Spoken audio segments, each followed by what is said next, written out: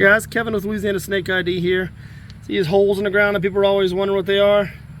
I'll show you what it is, okay? This came out of the ground. Happen to see him walking. This is recently emerged cicada. Come out of those holes in the ground. It will climb onto a tree somewhere that feels safe, and then the shell that's kind of still like soft right now is going to harden. It'll bust out of that, and then it'll turn into those cicadas that you hear in the trees with that annoying sound.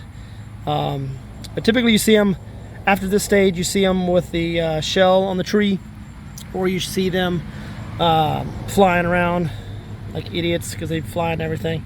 But this is what they look like right out of the ground. Like I said, they spend many years in the ground. I'm not even going to try to pretend like I know how many years they stay in the ground. Somebody on here in the comments can gladly post it for me.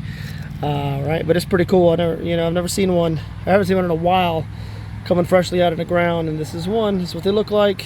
That's what the holes are. Again, here's a hole there, another hole there. So if you see these holes in the ground, people say they're snake holes. Cicadas, they live in the ground, or they come out of the ground, emerge from the ground, and do their small, short life cycle. But anyway, they spend many years in the ground. But Louisiana Snake ID, we're not only just snakes, we really appreciate nature altogether. We'll let this guy go do his thing. Guys, the continuation of the video, I went ahead and just looked on a few trees of mine, and I did find what you typically see, the shells that they've shed.